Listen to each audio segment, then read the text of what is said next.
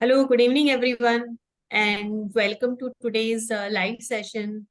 And again, हम लोग काफी दिनों बाद मिल रहे हैं, but we are very glad that we are again starting this series of live session with our doctors and the survivors.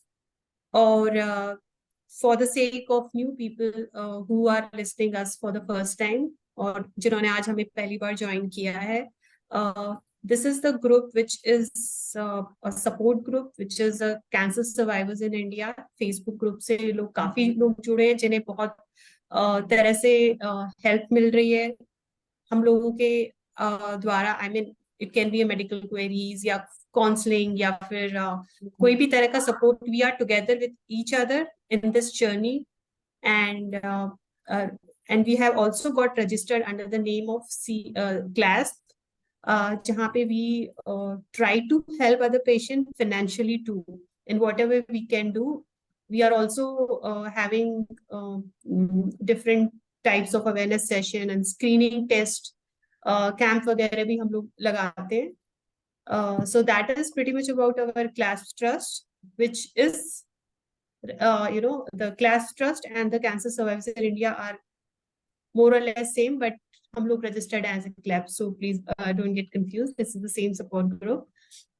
और आज की सीरीज में हमारे साथ हैं राहुल बंसल जी, जो एक बार पहले भी हमारे साथ जुड़े थे करीब 1 साल पहले, और उस वक्त भी ये ट्रैवल कर रहे थे, इसलिए काफी सारी चीजें हम लोग और जानना चाहते थे, but since he was travelling we couldn't hear all the details, and we have again invited him with his exciting journey now where he has, I mean, his traveling has not stopped yet, though there are some ups and downs, but he's back with his positivity and energy to inspire all of us.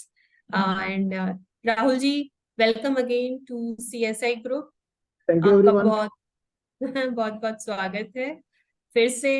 And हम सभी यहाँ पे जानना चाहेंगे कि पिछले 1 साल में आपके साथ, उससे पहले you can also talk briefly कि एग्जैक्टली आपकी कैंसर जर्नी कैसे स्टार्ट हुई थी, and then how you had been doing and how everything is going on, or we know that you are inspiring many other patients, and we would like to hear more again today.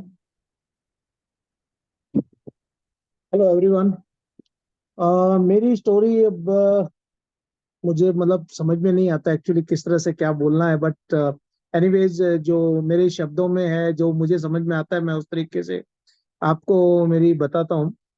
First time मुझे जब introduction 2011 दिसंबर 2011 में all of sudden मालूम पड़ा कि मुझे cancer है, और मैं कंप्लीटली उस टाइम पे ब्लैंक हो गया.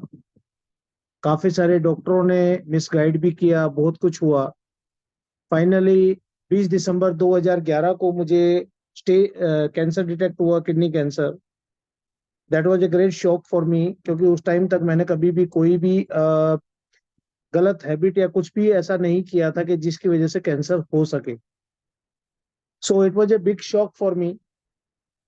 कंप्लीटली ब्लैंक आउट था मैं उस टाइम पे. और फाइनली 13 जनवरी 2012 को मेरा रेडिकल नेफ्रेक्टोमी हुआ, और 17 जनवरी 2012 को हॉस्पिटल से डिस्चार्ज हुआ. 21 जनवरी 2012 को ऑन व्हील चेयर अहमदाबाद वापस आया.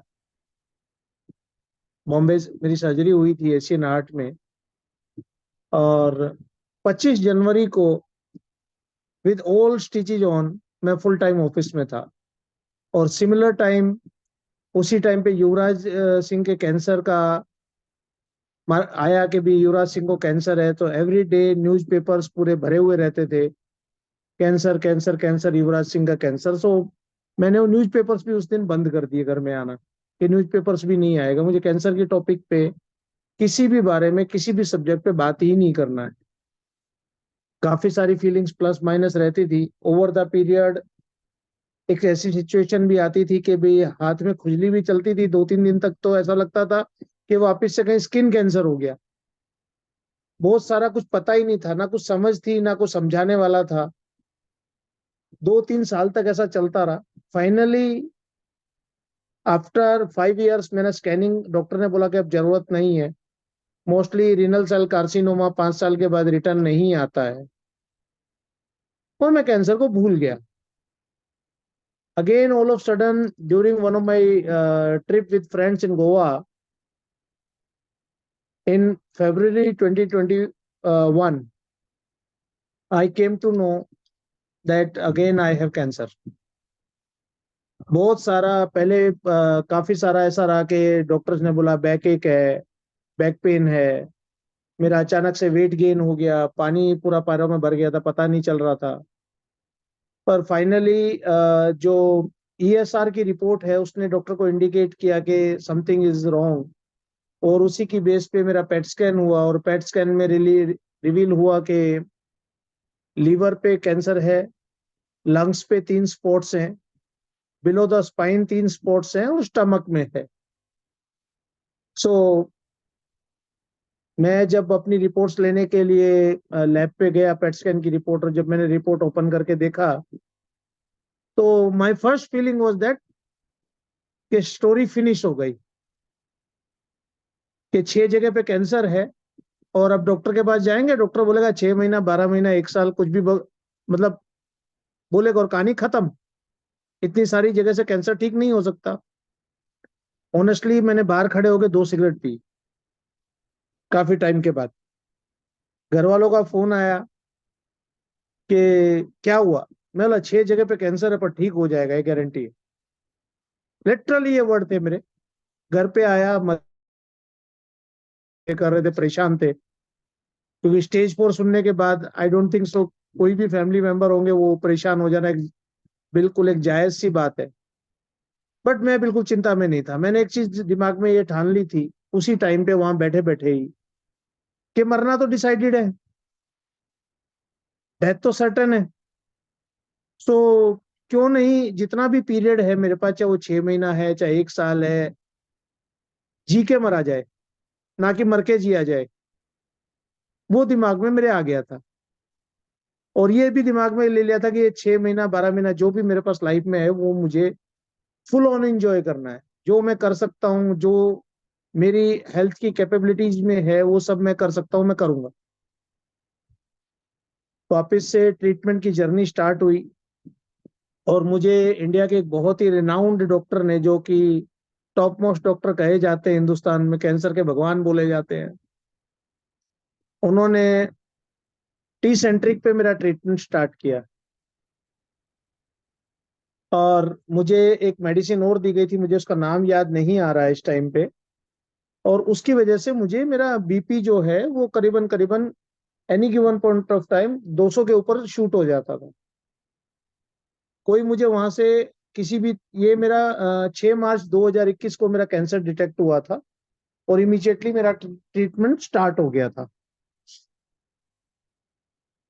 वो ट्रीटमेंट की साइकिल के दौरान अप्रैल एंड में मुझे कोविड हो गया, सेकेंड वेव में, and that was a severe one. मेरी मदर को कोविड था, मेरी डॉटर को कोविड था, मेरी सिस्टर एक जो मैरिड नहीं है मेरे साथ रहती है, उनको भी कोविड था। एवरी डे मैं, मतलब मेरी हिम्मत नहीं होती थी, मेरे से चला नहीं जाता था, फिर भी मैं मदर को व्हील चेयर पे ड्रैग करके हॉस्पिटल लेके जाता। एक हॉस्पिटल में कुछ एडजस्टमेंट्स बन गए थे, तो रेमडेसिविर के इंजेक्शंस मदर को दिलवा के लाता, वहां फ्लोर पे लेटना पड़ता था, मेरे उठने की हिम्मत नहीं होती थी। फाइनली मैं रिकवर हो गया कोविड से भी। और कोविड से रिकवरी के बाद, असली उसके बाद जो मेरी हालत थी, कि मैं, मतलब मेरे लिए वॉशरूम तक जाना इम्पॉसिबल सी सिचुएशन थी। मेरे पैरों में इतना भयंकर दर्द होता था, इतनी ज्यादा वीकनेस थी। वो रिकवर होते होते मई एंड तक मैं रिकवर कर गया, लगभग फुली रिकवर कर गया। इमीडिएटली मैंने फेसबुक पे लद्दाख के ग्रुप्स देखे, वहां पे मैंने पोस्ट किया, कुछ फ्रेंड्स मिले उस पे से ऑनलाइन, और सरप्राइजिंगली मैंने उनको किसी को भी ये नहीं बताया था कि भी मेरे को कैंसर है और मुझे लद्दाख जाना है, क्योंकि कोई भी जाने के लिए रेडी नहीं होता मेरे साथ। तो चंडीगढ़ की एक फैमिली मिली और एक दिल्ली की एक फैमिली मिली। और उनके साथ हम लोगों ने अपना ट्रिप प्लान किया। मैं चंडीगढ़ पहुंचा, वो लोग उन्होंने साथ में चंडीगढ़ में ज्वाइन किया। जब हम 11 दिन के 12 दिन के बाद खारदुंगला पे पहुंचे, तब मैंने उनको अनाउंस किया कि भाई मैं स्टेज 4 कैंसर पेशेंट हूँ। एंड दे वर शॉक्ड कि एक स्टेज 4 कैंसर पेशेंट, मतलब लेह लद्दाख की सेल्फ ड्राइव में रोड ट्रिप कर रहा है, 13 दिन हो गए, पता भी नहीं चला। इवन इनफैक्ट अहमदाबाद के एक जो डॉक्टर हैं, डॉक्टर अभिषेक ककरू, मैं उनको भी दिखाने गया था। तो उन्होंने बोला कि भाई रिपोर्ट्स तो लेके आए हो, ठीक है, पेशेंट कहाँ है? मैं आई एम देयर। तो बोलते नहीं, तेरा कुछ नहीं बिगड़ेगा। तो इतनी देर में उनके प्रोफेसर आ गए, doctor Shailesh talati I think नाम है उनका। वो उनको भी उन्होंने मेरा रिपोर्ट दिखाया। उन्होंने भी सेम क्वेश्चन कि पेशेंट कहाँ है? बोले ये बेटा, like that. So but after 6 month of taking the treatment, मुझे जो बॉम्बे के टॉप मोस्ट डॉक्टर थे, उनसे कोई भी किसी भी प्रकार का सपोर्ट नहीं मिल रहा था। मेरा बीपी शूट अप होता या मुझे कोई भी साइड इफेक्ट्स आ रहे थे या कुछ भी आ रहा था, उनके पास किसी भी चीज का आंसर नहीं था। और वो मुझे, उनके कोई कलीग थे, उनके साथ के बैचमेट थे जाइडस में, वहां पे मेरे को ट्रांसफर कर देते थे, और वहां पे मुझे एब्सोल्यूट जीरो रिपोर्ट, मतलब बेनिफिट मिल रहा था कोई भी। और उसी दौरान मेरे सेकंड पेट स्कैन में आया कि लीवर पे कैंसर इंक्रीज हो गया है। साइमल्टेनियसली मैं काफी सारे डॉक्टर्स से मिल रहा था, बात कर रहा था, तो मुझे पता चल रहा था कि भी टी सेंट्रिक जो मेडिसिन है वो इसके लिए वैलिड ही नहीं है। मतलब यूएस एफडीए ने भी उसको अप्रूवल नहीं किया हुआ है। समहाउ मेरे एक फ्रेंड थे जिन्होंने मुझे, डॉक्टर अमित रोथान है बेंगलोर में, उनसे इंट्रोड्यूस किया। उन्होंने मुझे वहां पे बुलाया, और पहली बार मुझे कुछ एश्योरेंस जैसा फील हुआ कि नहीं, कुछ हो सकता है। वहां पे मेरा पेम्ब्रो और लेनमेटिनिब से ट्रीटमेंट स्टार्ट हुआ। इमीडिएटली काफी कुछ मेजर साइड इफेक्ट्स स्टार्ट हुए। उसी दौरान मुझे एक मेडिसिन दी गई थी मेरा स्टमक खराब होने के लिए, और उसकी वजह से एक मेरे को बहुत ही major major side effect create हुआ कि मेरे प्राइवेट पार्ट्स के ऊपर फफोले पड़ गए बहुत बड़े बड़े। और हालात ये हुए कि जो 6-7 लेयर्स होती हैं, वो 6 की 7 सारी लेयर निकल गई ऊपर से। I used to scream like anything. और किसी भी डॉक्टर्स को समझ में नहीं आ रहा था, इवन वहां पे भी हॉस्पिटल में उनको समझ में नहीं आ रहा था कि एग्जैक्टली हुआ क्या है। क्योंकि जितने भी डॉक्टर थे मणिपाल हॉस्पिटल के अंदर, किसी को भी कोई आइडिया ही नहीं लग रहा था कि एग्जैक्टली हो क्या रहा है। मतलब ये सिचुएशन तक थी कि मेरे को मेरे सारे ट्रीटमेंट्स बंद कर दिए गए। मेरे को मॉर्फिन का बैग साथ में, मतलब इंजेक्टर साथ में लेके घूमना पड़ता था। और almost every day local anaesthesia मुझे यूज करना पड़ता था। और लोकल एनेस्थीसिया लगाने के टाइम पे जो मैं,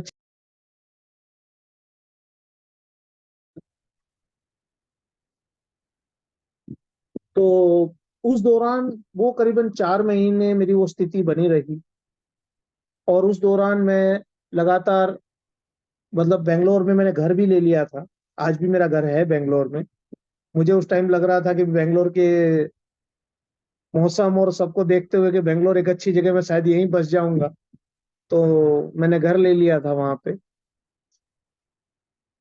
और मैं हर महीने ऑलमोस्ट लाइक अहमदाबाद आता था और जाता था। इनफैक्ट एक बार तो जब मेरे कपड़ों का प्रॉब्लम था, तो मतलब मैं कपड़े पहन ही नहीं पा रहा था, क्योंकि प्राइवेट पार्ट्स पे इतनी बुरी स्थिति थी कि मैं बस कपड़ा ढक लेता था अपने ऊपर, उसके अलावा मैं कुछ भी नहीं कर पा रहा था। हाफ पैंट या कुछ भी पहनना तो बहुत दूर की बात थी। मैं सेम कंडीशन में बैंगलोर से अहमदाबाद ड्राइव करके आया।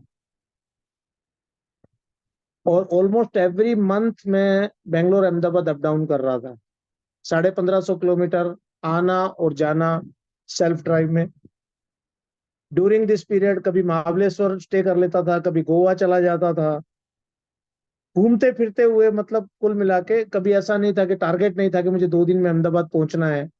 जितनी बार भी मुझे इम्यूनोथेरेपी के डोजेज मिलते थे, उसके बाद मैं 5 से 7 दिन की ट्रिप्स पे निकल जाता था। ये ओवरऑल पीरियड में रहा काफी सारे। इस दौरान एक बहुत मेजर सबसे बड़ा जो साइड इफेक्ट मेरे लिए क्रिएट हुआ, अ, एक सबसे पहला जो मेजर साइड इफेक्ट था वो स्मेल का था। कोई भी जैसे घर में खाना बन रहा है, गर्म खाना होता था, तो गर्म खाने में से मुझे बदबू आती थी।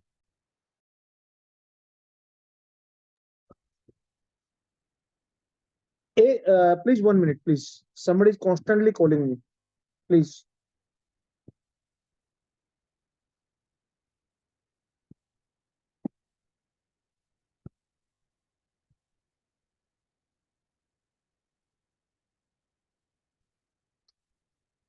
तो हर चीज से मुझे समय स्मेल आती थी, गर्म खाना तो बहुत दूर की बात है। और उसके बाद धनिया, सबसे ऐसा लगता था धनिया अगर फ्रिज में भी रखा तो मुझे पड़ोसी के यहाँ रखा तो भी बदबू आती थी। इतना सारा, जैसे वो मेरी वाइफ बोलती थी कि भाई जैसे प्रेग्नेंट लेडी को स्मेल आती है, वैसे बोले आपकी हालत हो गई है। वो सबके साथ लड़ते लड़ते हर महीने कुछ न कुछ आ, मेरे जितने भी ट्यूमर्स थे वो श्रिंक होते जा रहे थे, या उनका एसयूवी इंडेक्स जो होता है वो डाउन होता जा रहा था।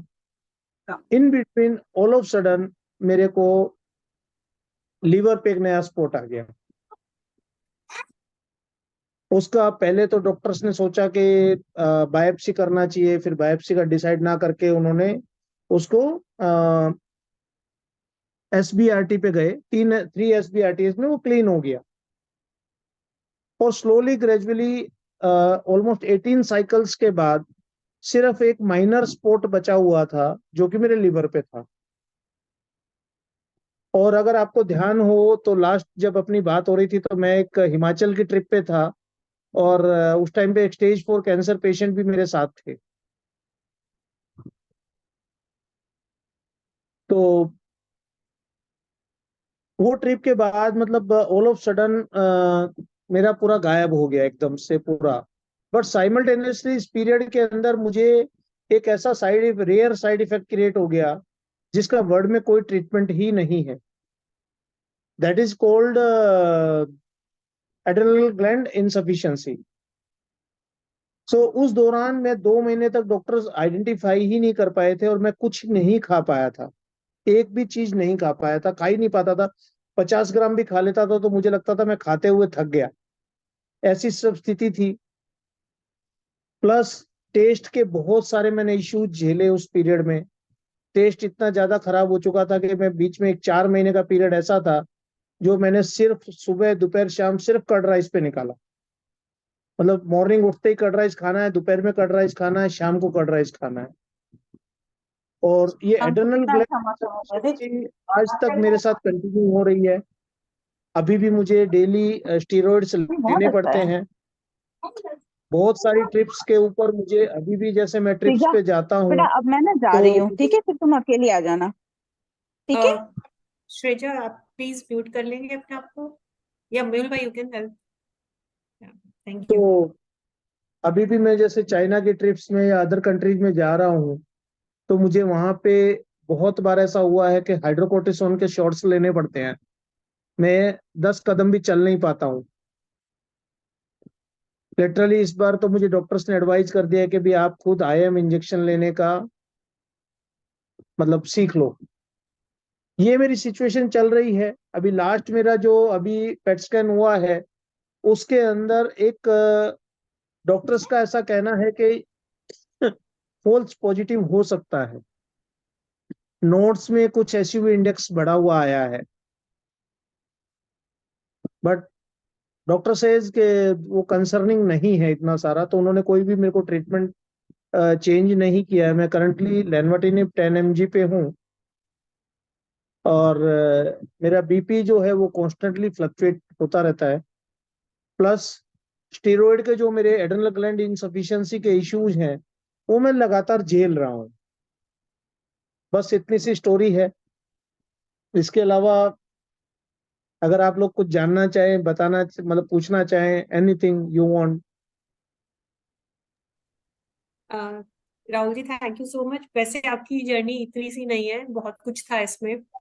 और आपने वो कैसा है ना कि आपने जैसे बोला ना कि बहुत कुछ था, बहुत कुछ है अभी भी, बट मुझे खुद समझ में नहीं आ रहा कि बार बार उसको कैसे रिपीट करना और वो ये करना। जी रिसेंटली जैसे मुझे ये दिव्य कीर्ति जी जो हैं और विजेंद्र चौहान, ये मुझे एयरपोर्ट पे मिल गए।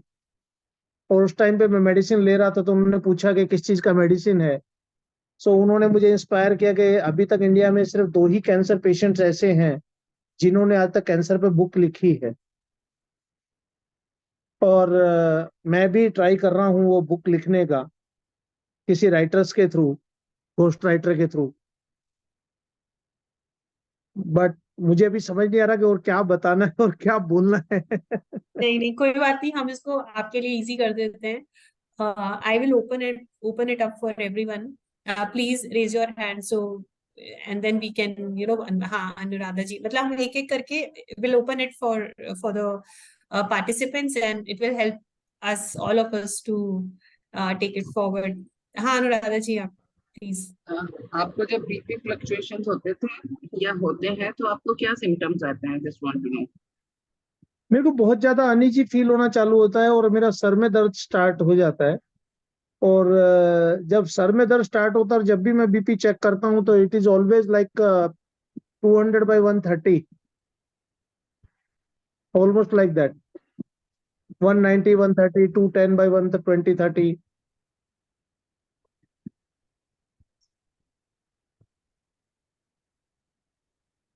और ड्यूरिंग फिर मतलब फिर इसके इतना साथ आप सारा। ट्रैवल में कैसे मैनेज करते हैं? किस चीज को? आपका ये बीपी फ्लक्चुएशन जब होता है तो आप जब हम्म, ट्रैवल में होते हैं तो फिर how do you manage it? मतलब रेस्ट करना मैनेज क्या होता है, करना आपको होता क्या है? एडवाइस? मेरे पास मेडिसिन का बॉक्स है अपना रेडी। और मेरे को खुद को भी इतना सारा ट्रीटमेंट झेलते हुए और सब कुछ संभालते हुए लाइफ में इतना सारा एक्सपीरियंस हो गया है कि मैं काफी कुछ मेडिकेशंस खुद मैनेज कर लेता हूँ। और बेसिकली ट्रैवलिंग, एसएमएस सी मेरे मेडिकेशन। को जैसे मेरी फैमिली ने स्टार्टिंग में बोला कि ट्रैवलिंग बिल्कुल मत करो, तुमको कार नहीं चलानी चाहिए, तुमको ये नहीं करना चाहिए। बहुत सारे लोगों ने मुझे एडवाइस देना स्टार्ट किया। मैंने सबसे पहला इमीडिएटली जैसे ही मुझे कैंसर डिटेक्ट हुआ उसके कुछ दिनों में सबसे पहला काम ये किया कि जितने मेरे फ्रेंड्स थे और जितने मेरे रिलेटिव्स थे उनको फोन पे ब्लॉक कर दिया और घर पे एंट्री बंद कर दी।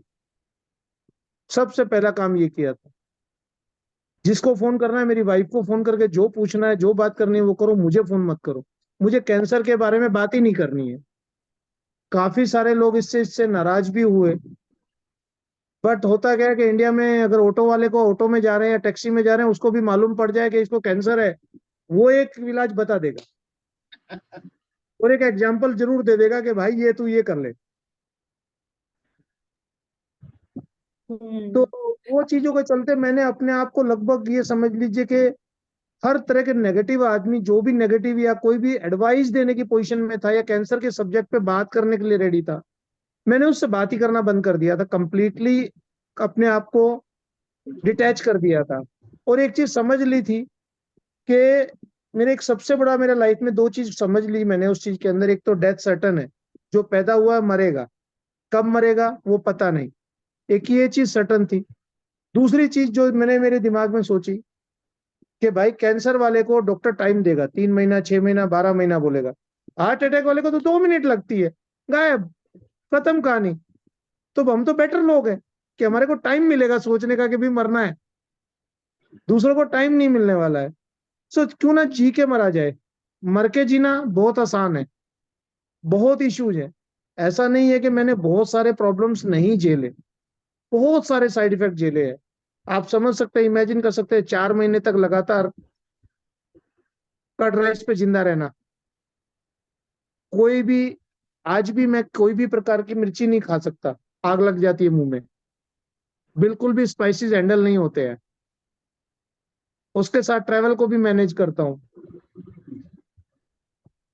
और मैंने मेरी फैमिली को, मेरी वाइफ को, सबको एक चीज बहुत क्लियरली बोल दिया था कि जिस दिन आप लोगों ने मेरा ट्रैवल बंद कर दिया तो उसके बाद मुझे सिर्फ 6 महीना लगेगा मरने में, क्योंकि ये डिसाइड हो जाएगा कि मैं बीमार आदमी हूँ।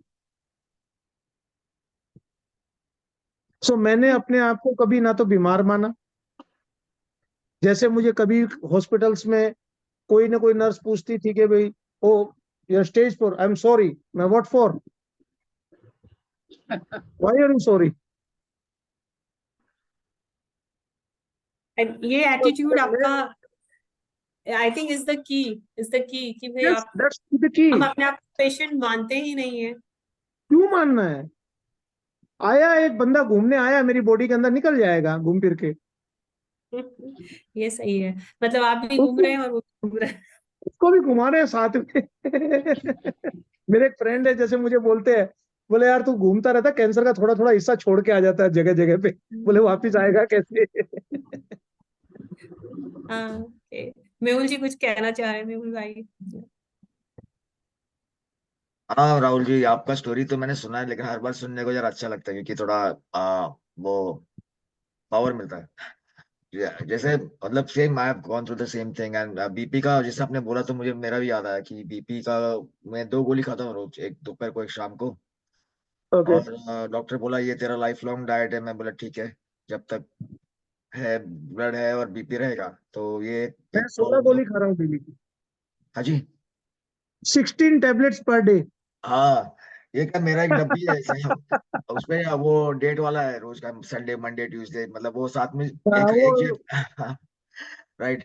और लाइक अगर वापस आप जो बात कर रहे थे कि मतलब इतना लाइटली कैंसर, तो आई जो भी सुन रहे हैं लोग उनको मैं बताता हूँ कि cancer is fought more in the brain than the body. आप अगर सोचोगे कि मरने वाले तो मर सकते हैं, मतलब माइंड जो पावर ऑफ अट्रैक्शन काम करता है ऐसे टाइम पे, तो वो एक बिल्कुल राहुल जी से मैं मतलब आई एम विद दैट। और मेरा क्वेश्चन ये था राहुल जी की, जैसे आपने बताया कि काफी लोग आपको नसीहत देते हैं, मतलब सबको ये कि भाई इसके पास जाओ, ये दवाई करो, वो करो। हाँ तो हाँ। अपना ग्रुप का एक्चुअली मेन कंसर्न ये है कि लोग ऐसे they fall for such shortcuts. तो उसके बारे में आप क्या हाँ, मतलब एडवाइस दोगे कि कैसे you should not go for you know अन मैं अनप्रोग्राम। सिर्फ एक ही चीज मैं सिर्फ एक ही चीज बोलना चाहूंगा इसके अंदर कि कहीं भी एक जगह राइट ट्रस्ट करके you stick to that treatment. अगर आप एवरी डे अपना माइंडसेट दूसरों से सुन के अगर चेंज करेंगे तो आप कहीं भी नहीं पहुंचेंगे। आपको एक रास्ता अपना सिलेक्ट करना पड़ेगा। उस रास्ते पे आपको कौन कंटिन्यूस चलना पड़ेगा। सबसे बड़ी बात, इस बात पे ट्रस्ट करना पड़ेगा कि हमारा मरना तय है और हमको जीना है, मरने से पहले जीना है। वो सबसे इंपॉर्टेंट चीज है इस ट्रीटमेंट के दौरान। मैंने जितने भी पेशेंट्स को आज तक देखा है या मिला हूं, सबकी सिचुएशन यही है कि वो हार जाते हैं, तुरंत ही तुरंत हार जाते हैं। अभी रिसेंटली मैं अहमदाबाद में एक रेपुटेड बैंक के रीजनल हेड को मिला जिनको कैंसर हुआ था। उनकी फैमिली ने मुझे बुलाया, मैं उनके घर गया और वो बंदा बेड से नीचे उतरने को रेडी नहीं था। मैंने उसको मेरा दिखाया, बताया। वो बोले, मैं उन्होंने मेरे से क्वेश्चन, जो पेशेंट थे उन्होंने क्वेश्चन चालू किया मुझसे पूछना। मैंने बोला मेरे को बात ही नहीं करनी है आपसे, आप पहले मेरे साथ बाहर चलोगे गाड़ी में घूमने, मुझे आपकी गर्लफ्रेंड्स के बारे में जानना है, कॉलेज की गर्लफ्रेंड्स के बारे में, तब अपने बात करेंगे, नहीं तो बात ही नहीं करनी मुझे आपसे। समहाउ उनको इतना पुश किया, वो आके मेरे साथ गाड़ी में बैठे, हम आधा घंटा 1 घंटा घूम के आए कार में, गप्पे मारे हमने, फालतू की बकवासें की। और उनकी फैमिली इतनी खुश थी उस दिन कि बोले घर से बाहर तो निकला 1.5 महीने के बाद। 1.5 महीने से बोले कि कहीं, मतलब वो इतना हार गया चुका था बंदा। तो वो एक बहुत बड़ा फैक्टर है कि जब भी हम किसी कैंसर पेशेंट से, या कोई भी कैंसर पेशेंट है, उसको हम डराने की जगह सिंपल उसको एज ए एक हमारे साथ इलनेस है तो है। Acceptance is the key. आपको एक्सेप्ट करना पड़ेगा, और जैसे ही आप एक्सेप्ट कर ले तो आपकी 90% प्रॉब्लम सोल्व हो जाती है। क्योंकि बहुत कुछ आप अपने हाथ से खुद से कुछ भी नहीं कर सकते सिवाय अपने आप को मोटिवेट रखने के। लाइन ऑफ ट्रीटमेंट है, वो डॉक्टर का जॉब है, वो डॉक्टर का काम है, उसमें आप इंटरफेयर नहीं कर सकते। फूड से कैंसर में बहुत कोई मेजर इफेक्ट आता नहीं है, वो आप कंट्रोल नहीं कर सकते। तो आप कंट्रोल सिर्फ एक ही चीज कर सकते हो, अपने आप को। और किसी चीज को नहीं। अगर वो आपने कंट्रोल कर लिया तो मुझे ऐसा लगता है कि आप ज्यादा नहीं तो एटलीस्ट अपना लाइफ स्पैन 25% उस इलनेस के साथ बेटर कर लेते हो। 25 से 30%, 40% आप उस लाइफ को बेटर कर लेते हो। आप फिर इतना सारा अगर आप डिस्ट्रैक्ट होंगे बार बार, अगर किसी दूसरे को सुन के उसने उस तांत्रिक से ये करवाया था, उसने वहां पे जाके किया, वो हाथ घुमाता है उससे ठीक हो जाता है। मैंने ऐसे ऐसे चीजें सुनी हैं और मैं गया भी हूं काफी ऐसी जगहों पे, पर ट्रस्ट कैसे करें? कोई सेकंड ऑप्शन, सेकंड लाइन तो है ही नहीं ऑप्शन। एलोपैथी में at least we have something, we have evidences, we have scientific reasons behind that. Right, और एक बार वो तो टाइम निकल गया तो फिर कुछ कुछ नहीं कर सकते, फिर जो टाइम। कुछ भी नहीं है। बहुत सारे लोग, मैं ऐसे पेशेंट्स को झेल रहा हूं, मैं मिलता हूं, देखता हूं, जिनको बेसिकली मेडिकल ऑन्कोलॉजिस्ट के ट्रीटमेंट की रिक्वायरमेंट है, बट वो सर्जन से ट्रीटमेंट करवा रहे हैं और सर्जन उनका ट्रीटमेंट कर रहे हैं। पेशेंट्स में ऐसे ऐसे पेशेंट देखे हैं जो बोलते हैं कि वो हॉस्पिटल, मैं उनको राइट अगर जगह जाने की एडवाइस कर, यार वो तो हॉस्पिटल हमारे घर से दूर है। अरे भाई, तुम्हारी डेथ, लाइफ और डेथ का क्वेश्चन है और तुम दूर और पास के झमेले में पड़े हो। सो अब सबसे बड़ी बात, प्रॉब्लम ये है कि अवेयरनेस का इशू है। सबसे बड़ा इशू ये है कि अवेयरनेस नहीं है। और प्लस जो डॉक्टर्स हैं, जो सर्जन्स हैं, वो मेडिकल ऑन्कोलॉजिस्ट का काम कर रहे हैं just to make money. Even in fact आपको मैं किसी और का क्या बताऊं, मेरी खुद की कजिन सिस्टर, मेरे सगे चाचा की बेटी, उसकी दिल्ली में, उसको विदाउट उसकी बायोप्सी किए हुए, विदाउट पेट स्कैन किए हुए, सिर्फ एफएनएसी की रिपोर्ट के ऊपर, एफएनसी एफएनएसी क्या बोलते हैं, मतलब जो सस्पिशियस मैलिग्नेंसी की बेस पे बालाजी एक्शन हॉस्पिटल ने उसकी ब्रेस्ट निकाल दी और बाद में बायोप्सी में आया कि उसको कैंसर था ही नहीं। उसको इतना डराया गया, इतना डराया गया, मैं भी उसको समझाता रहा बट वो समझने को तैयार नहीं थी, और शी वाज जस्ट 40। तो ये भी एक बहुत बड़ा फैक्टर है कि राइट गाइडेंस, राइट ट्रीटमेंट, क्योंकि कैंसर की एडवाइस देने वाला तो हर गली नुक्कड़ पे खड़ा है। सो आपको ये आइडेंटिफाई करना कि आप किसके साथ कैसे और कहाँ ट्रस्ट बनाते हो, वो एक बहुत बड़ा फैक्टर है। इसीलिए मेरे पास जितने भी लोग आते हैं, मैं उनको एक ही बात बोलता हूँ, मैं अगर कोई मुझसे डॉक्टर पूछता है तो मैं गाइड कर देता हूँ, मानना नहीं मानना उनकी मर्जी, बट एक ही चीज बात करता हूँ कि राइट जगह, एक ही जगह ट्रस्ट करके चलो बस। That's only the key for selecting any doctor और any medical treatment. I think in this group we are also trying to answer some of these queries, क्योंकि जब कैंसर पहली बार किसी भी पेशेंट को डायग्नोसिस होता है, दे आर क्लूलेस, कहाँ जाएं, किधर जाएं, क्या ट्रीटमेंट लाइन हो। तो यहाँ पे जो बाकी और लोग हैं जो ऑलरेडी अपना ट्रीटमेंट करवा चुके हैं या करवा रहे हैं, they share based on their own experience, and that helps or enable the patient to make a exactly. right choice and a right decision. और एक चीज एकदम से जब पता इसमें चलता है कि कैंसर हुआ है, तो आप देखेंगे व्हाट्सएप पे भी एकदम से लोग आपको पता नहीं क्या क्या भेजने लग जाते हैं, यहाँ जाए, ये इलाज, वो इलाज, स्पैम, पता नहीं, इतना मुश्किल हो जाता है। एंड इनिशियली लोग बिलीव भी करते हैं बिकॉज सबको अपनी जान प्यारी है। तो as a group we are also trying to create awareness in that aspect. अभी रिसेंटली मुझे हरिद्वार से किसी हर्बल इम्यूनोथेरेपी देने वाले सेंटर का कॉल आया और उन्होंने मुझे 25 लाख रुपीज ऑफर किए कि मैं उनका ब्रांड एम्बेसडर बन जाऊं और मैं ये एक वीडियो में पार्टिसिपेट करूं कि भी मैं उनके यहाँ के इम्यूनोथेरेपी से स्टेज 4 में रिकवर हुआ हूं। इतने फ्रॉड्स है, मतलब आप देखिए। And thanks for sharing this.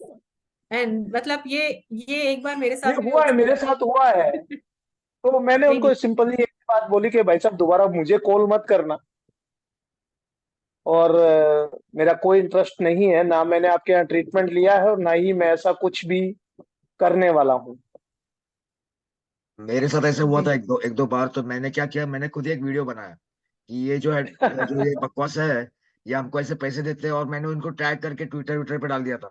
मेरे को ब्लॉक किया बाद में उन्होंने। तो मैं बोला मैं तुमको वो सिखाता हूँ होता है, कैसे। वो बहुत सारा बहुत कुछ होता है। मतलब मैं इतना सारा देख रहा हूँ, क्योंकि मैं जो भी कैंसर पेशेंट मेरे टच में आ रहे हैं इस फोरम के अलावा, तो मैं उनको एक ही बात बोलता हूँ भाई, आई एम अवेलेबल 24/7 365 डेज। जहां मैं ट्रैवल करके मिल सकता हूँ वहां मिलूंगा, और मैं कोशिश करता हूँ उस चीज को। बाकी आप मेरे से कुछ जानना चाहें तो anything you wish to know. I just got a comment from Hina that she would also like to share her experience. We are very glad to hear you, Hina. But एक काम करते हैं, if you can get in touch with Savita, and then we can plan a session maybe next time with you. Savita, if you could share your number, or maybe reach out to her.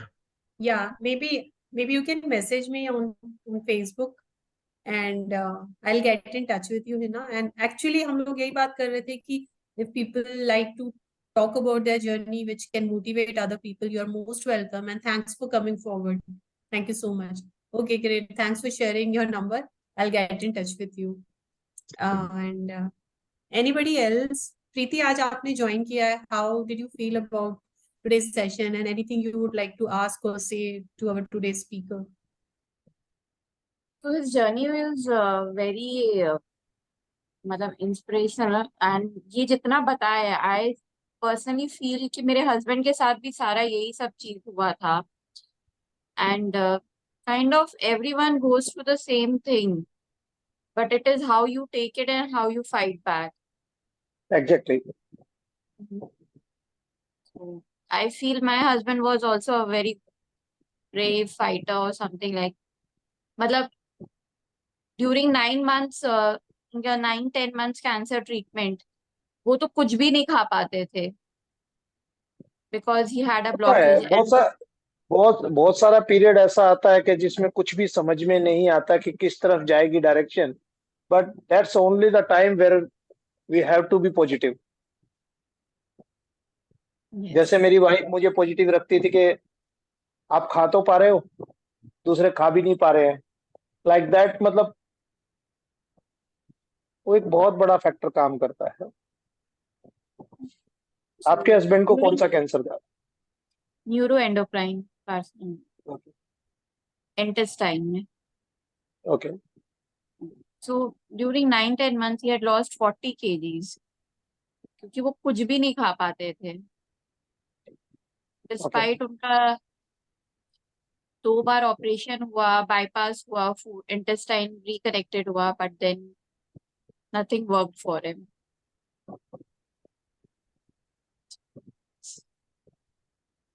And Preeti, if, I mean, as a caregiver, if you think you also want to share something, maybe not today, in any other, maybe we can have a session. I mean, that completely depend on you. अगर आपको लगता है कि आपके experience से भी लोग कुछ सीख सकते हैं या कुछ उनके लिए लर्निंग हो सकती है, so you are also most welcome. But we respect, I mean, if you want. Yes, we क्योंकि हम can लोग do that. हमेशा, या बिकॉज नॉर्मली हम लोग सुनते हैं कि कैसे पेशेंट की जर्नी रही है, but you had been a care giver and then you lost someone who was most important in your life, right? So, and how you dealt with that after Actually, his. yeah, actually the cancer fighter or the patient is just the screen होता है. Actual fighter is the caregiver. I know, like my wife was my caregiver, how much they have to air it, and सब लोग yes. Patient को पूछते कैसा है, मेरी care giver को कोई नहीं पूछता. सो आई नो केयर गिवर को बिल्कुल, ये आपकी बात 100% जायज है। जैसे मेरी वाइफ ने मुझे बिल्कुल बच्चे की तरह संभाला। जैसे एक छोटे बच्चे को पैम्पर करते हैं कि मुझे 1 चम्मच खानी है तो मुझे 1 चम्मच खिला रही है, मैं नहीं खा पा रहा हूँ तो फिर भी लेके प्लेट सामने खड़ी है, आधी चम्मच, 1 चम्मच, 2 चम्मच, बदबू आ रही है।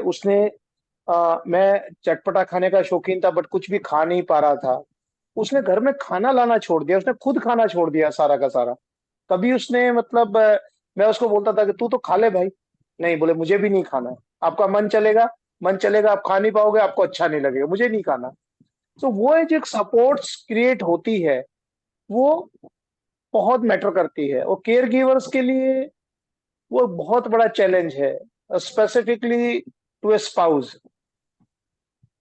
जब उसको ये मालूम है कि एक, और अपने इंडियन कल्चर के अकॉर्डिंगली एक फीमेल को जब खास करके जब वो वर्किंग वुमन नहीं है, जब उसको ये मालूम है कि भी उसके हस्बैंड की लाइफ अनसर्टन है, कंप्लीटली अनसर्टन। पहले तो हम अंधेरे में जी रहे होते हैं कि भाई हम तो जीने वाले ही हैं, हमारे को सोच ही नहीं होती मरने के ऊपर, कोई हमारी थॉट प्रोसेस ही नहीं होती है। बट ऑल ऑफ सडन हमारे सामने एक लाइट आ जाती है कि भाई यस, हम लोग 3 साल हैं, 2 साल है, 5 साल है, 1 साल है। अनसर्टेनिटी क्रिएट हो जाती है, क्योंकि अनसर्टेनिटी तो पहले भी थी बट वो छुपी हुई थी, अब अचानक से सामने आ जाती है। और कैंसर एक इतना बड़ा डर का नाम बना दिया गया है, और खास तौर पे सब लोग उसको इतना डरा देते हैं। ड्यूरिंग माय कैंसर ट्रीटमेंट मेरे साथ काफी सारे ऐसे इंसिडेंट हुए, हॉस्पिटल्स में होते थे। हॉस्पिटल्स में डॉक्टर समझने को तैयार नहीं है, पेशेंट्स के साथ में बहुत सारा, इतना सारा मैन्युपुलेशंस किया जाता है। अगर पेशेंट को समझ नहीं है तो उसको इतना मैन्युपुलेट किया जाता है जिसका कोई हिसाब नहीं है। टॉप मोस्ट डॉक्टर्स को मैंने मैन्युपुलेट करते हुए देखा है मेरे खुद के साथ। रिसेंटली मेरे पास अभी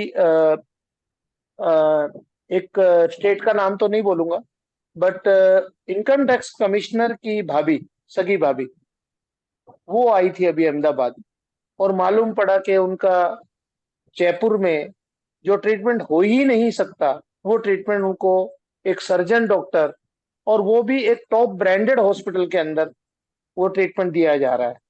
उनको कंफर्म कराने के लिए मैं 3 डिफरेंट डॉक्टर्स के पास अहमदाबाद में लेके गया, और तीनों का सेम ओपिनियन था कि वो गलत ट्रीटमेंट चल रहा है।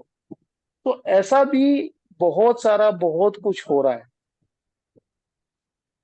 सो वो राइट अवेयरनेस क्रिएट करना, एक स्पेसिफिकली मेरी इस ग्रुप से रिक्वेस्ट है कि अगर आपके पास कोई भी कनेक्टिविटी में हॉस्पिटल या पेशेंट आता है तो उसको एक चीज का गाइड करना कि मेडिकल ऑन्कोलॉजिस्ट और सर्जन दोनों का क्या डिफरेंशिएटर है, वो एक समझ होना बहुत इंपॉर्टेंट पार्ट है। नहीं, बट आजकल राहुल जी, मैंने मतलब मेरा कैंसर 2014 में था, तभी ऐसे ही हुआ था। But luckily I came down to the US, और यहाँ पे सिस्टम अलग था उस टाइम पे। लेकिन अभी काफी मेजर हॉस्पिटल्स में they they come as a team, medical oncologist, radiation oncologist, सब साथ में एक केस देखते हैं, एक कैंसर बोर्ड बनाते हैं, एंड देन या that is true. They decide ये विच। बड़े हो सर, मेहुल जी, ये बड़े हॉस्पिटल्स में हो रहा है। हाँ, बिल्कुल अभी हो आपकी रहा बात सही है। मेरे लिए भी जब मेरा कैंसर डिटेक्ट हुआ था तो 5 डॉक्टर की पैनल टीम बनी थी। है। हाँ, मेरा प्रॉब्लम समझ में नहीं आ रहा था, क्योंकि मेरा कैंसर, जैसे मैं वो बीच में स्टोरी पूरी कंप्लीट मैं आधी अधूरी सा बोला कि मेरा कैंसर पता चला था कि मैं चल ही नहीं पा रहा था। अचानक से मेरा चलना बंद हो गया था, 10 कदम भी चल रहा था तो चीख रहा था। तो सब किसी को आइडेंटिफाई ही नहीं कर पा रहे थे कि एग्जैक्टली मेरा प्रॉब्लम क्या है। ना स्पाइन का प्रॉब्लम था, ना कुछ था, कैंसर का दूर दूर तक किसी की सोच ही नहीं चल रही थी। और उसी दौरान एक टीम बनाई गई। बट जो छोटी लोकेशंस है जहाँ पे सो कॉल्ड ओंकोलॉजी हॉस्पिटल्स बना दिए गए हैं, मैं, जैसे गुजरात के अंदर एक जगह है, कुछ लोग जानते होंगे, वापी। तो वापी में एक हॉस्पिटल है, स्पेसिफिक नाम के साथ मैं बोलूंगा, 21st सेंचुरी के नाम से एक हॉस्पिटल है। अब वहां पे कोई फैसिलिटी नाम की चीज ही नहीं है। इवन कोई मेडिसिन भी, अगर किसी कोई कैंसर पेशेंट वहां चला गया तो वो परेशानी हालत में वापस आएगा। रिसेंटली हमारे एक फ्रेंड की कंपनी में एक इलेक्ट्रिशियन कॉन्ट्रैक्टर थे, उनकी मदर वहां एक्सपायर हुई। सर्जिकल ऑन्कोलॉजिस्ट उनको कीमो दे रहे थे, वो राइटिंग में भी देने को तैयार नहीं हुए कि एक्चुअली वो ट्रीटमेंट क्या कर रहे थे। तो इस तरह की सिचुएशंस बहुत सारी, हम लोग पढ़े हुए लिखे हुए लोग हैं, थोड़ा आइडिया लगा लेते हैं, समझ लेते हैं।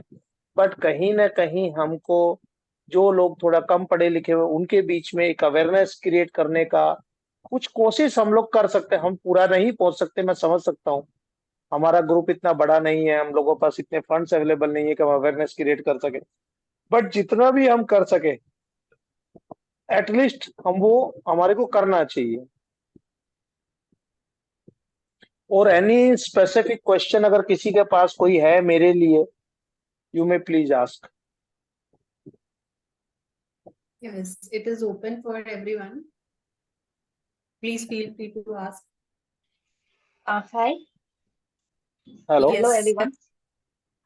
Hello. Yes, Dr. I Lavanya. would like to ask a question to Rahul. Rahul, sir. Yeah, tell me. First of all, I too a kidney cancer survivor. I would like to ask at what stage you were diagnosed and what was the variant, like whether it was My clear first cell or my papillary. my first diagnosis was my tumor was confined within kidney. It was Furman grade 2, and March 21, my diagnosed was the stage 4, advanced stage. Oh, okay. And the It variant, was a sir? come again. Variant, that is like renal cell carcinoma, the really variants like papillary, clear cell, Uh, pathology. it was something like PAX R8, CCRCC, PAX Oh, R8, clear cell. Okay, thank you. something like that. Okay, sir. Thank you. So I could not find the real meaning of that on the Google, Dr. Google. So Actually, to my knowledge, clear cell is the most common type of kidney cancer one can get. yes, exactly, common type of kidney cancer. The CCRC is a clear cell renal cell carcinoma is very common one. 80% of the kidney cancer belongs to this category only. Okay, sir. Hello, Yes. I'm Hina Lad. Okay. I would like to know that do you know that um, which what is the reason of having cancer to you? Have you ever analyzed that or think about it? Yes, I know. I can say that, but that's not the correct scientific answer. But Yes. to my feeling, it's all about stress of our life. Actually, I am living near Vapi and Okay. in the chemical zone, and I Okay. had ovarian cancer since 2014, and Okay. I had seen too many cases emerging in these areas. Daily, I come to know that one or two persons are coming in my circle is It's is everywhere. It's almost. diagnosing with the cancer. So I felt that chemical factories and those See, exposures are the leading cause of the cancer. it's not the cause of the leading cause of the cancer, but what I think is the our healthy lifestyle makes a lot of difference. Whatever the cancer cells are um coming up, our immunity kills these cancers. But when the air is polluted, it's my feeling is gut feeling is that our body doesn't work naturally, and our immune system doesn't work that accurately to kill those cancer cells. It's my feeling. I'm not sure about it, but nowadays cancer is spreading everywhere. It's moreover nowadays my feeling is that what I'm feeling seeing across the globe.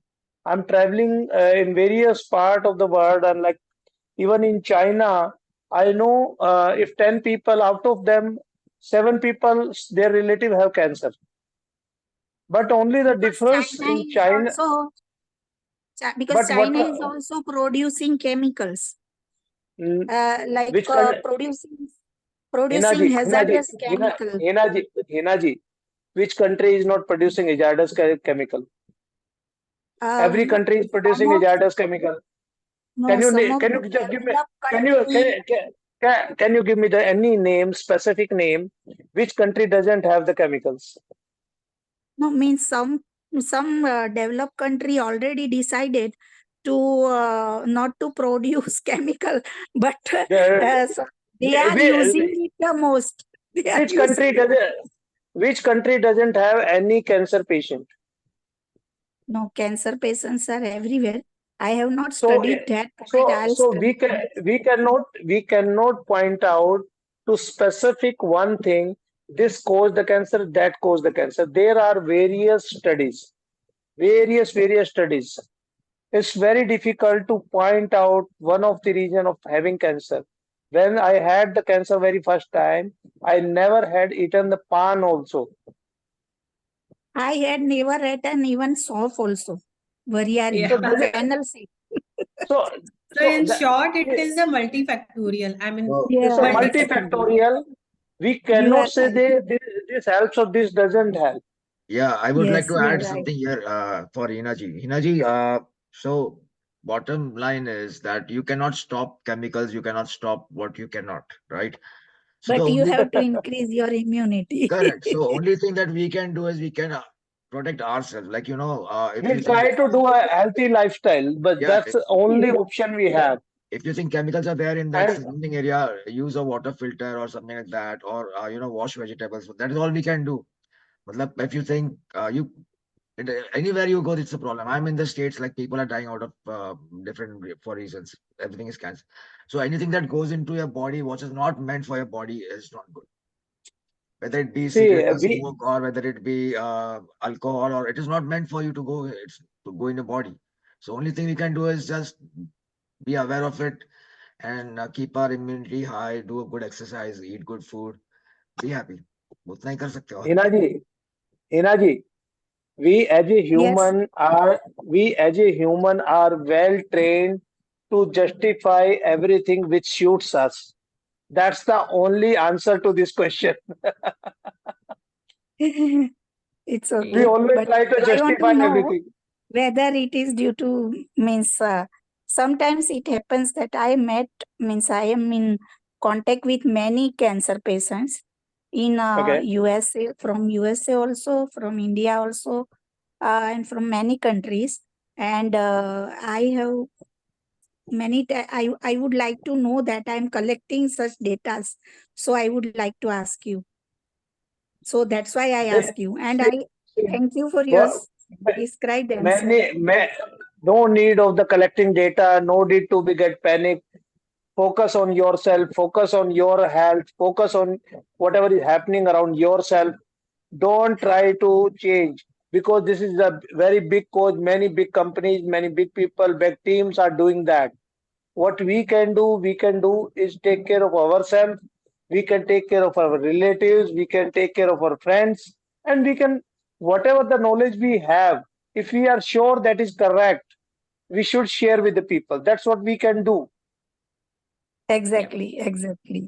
Thank you, Rahulji, Thank you for for your good good answer. answer. Yes. So we are towards the end of the session, and I again would like to thanks Rahul ji आने के लिए और आपकी पूरी experience को share करने के लिए. और before we close, I would also like to again present the certificate which we present to our speakers. So just hold for a second. I'll share my screen, and I will send it. Oh, Mehul ji, can you please make me host?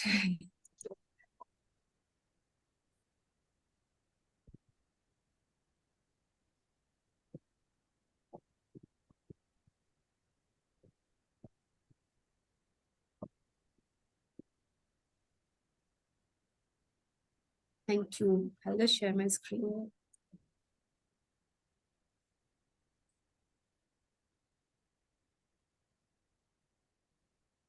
Let me know when you can see my screen.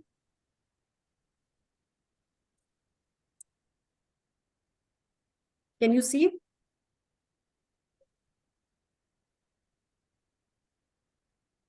Yeah, Rahul ji is on mute, I think. Yeah, Rahul, you can see the screen. I'll forward you. I will email that you or WhatsApp you. Yeah, and feel free to share it on your social media or wherever you Yes. like.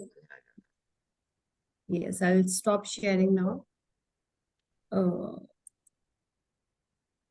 हाँ राहुल जी को शायद कुछ काम आ गया होगा.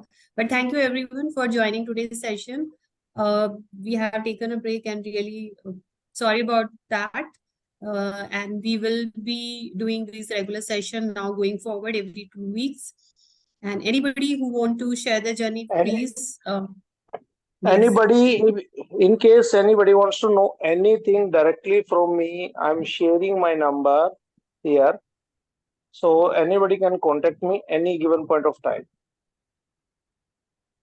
Yeah. And yeah, only request is whoever is directly messaging or sharing their journey. We know Rahulji for sure, but whatever information is shared should be authenticated, because we want to help people and not to misguide them. Yes, true. Yeah. Thank you everyone once again, and Thank you.